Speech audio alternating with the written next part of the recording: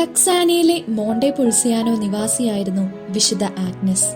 പ്രാർത്ഥനാ ജീവിതത്തോട് വളരെയേറെ ആദരവും അത്യുത്സാഹവും വെച്ചു പുലർത്തിയിരുന്നവളായിരുന്നു അവൾ. വളരെ ചെറുപ്പത്തിൽ തന്നെ തന്റെ വീടിന്റെ ഏതെങ്കിലും മൂലയിൽ മണിക്കൂറുകളോളം മുട്ടിന്മേൽ നിന്ന് സ്വർഗസ്ഥനായ പിതാവും നന്മ നിറഞ്ഞ മറിയവും ചൊല്ലുക ആഗ്നസിന്റെ പതിവായിരുന്നു. 9 വയസ്സായപ്പോൾ ആഗ്നസിനെ അവളുടെ മാതാപിതാക്കൾ സാക്കിൻസിലുള്ള വിശുദ്ധ ഫ്രാൻസിസിന്റെ ആശ്രമത്തിൽ ചേർത്തു.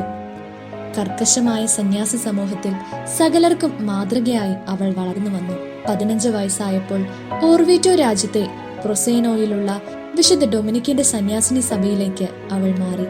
അധികം താമസിയാതെ തന്നെ നിക്കോളോസ് 4-ാമൻ പാപ്പ വിശുദ്ധയെ അവിടുത്തെ ആശ്രമാധിപയായി നിയമിച്ചു.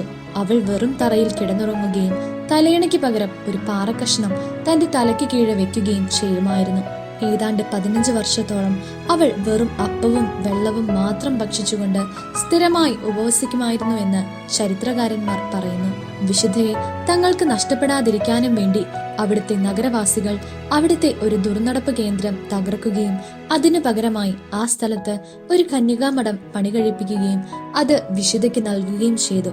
ഇതിനിടെ വിശുദ്ധയെ വിശുദ്ധ ഡൊമിനിക്കിന്റെ നാമത്തിൽ ഒരു സന്യാസിനി സഭ സ്ഥാപിക്കുവാൻ പ്രേരിപ്പിച്ചു. ആ സഭയുടെ നിയമാവലികൾ വിശുദ്ധ തന്നെയാണ് തയ്യാറാക്കിയത്. അത്ഭുതങ്ങൾ പ്രവർത്തിക്കുവാനുള്ള വിശുദ്ധയുടെ കഴിവും പ്രവചനവരവും വിശുദ്ധയെ വളരെയേറെ ജനസമ്മതിയുള്ളവളാക്കി. തന്റെ രോഗാവസ്ഥയിലും വിശുദ്ധയുടെ കാരുണ്യവും ക്ഷമയും അവളെ ദൈവത്തിന്റെ പ്രിയപ്പെട്ടവളാക്കി. 1317 ഏപ്രിൽ 20 മോണ്ടെ പുൾസിയാനോയിൽ വെച്ച് ആഗ്നസ് കർത്താവിൽ അന്ത്യനിദ്ര പ്രാപിച്ചു. അപ്പോൾ വിശുദ്ധയ്ക്ക് 43 വയസ്സായിരുന്നു പ്രായം. 1435 വിശുദ്ധയുടെ ശരീരം ഓർവിറ്റോയിലെ ഡൊമിനിക്കൻ ദേവാലയത്തിലേക്ക് മാറ്റി. ക്ലെമൻ 8-ാമൻ അവളുടെ നാമം റോമൻ രക്തസാക്ഷി സൂചികയിൽ എഴുതി ചേർത്തു. 1726 ബെനഡിക്ട് 13-ാമൻ ആഗ്നസിനെ വിശുദ്ധയായി പ്രഖ്യാപിച്ചു.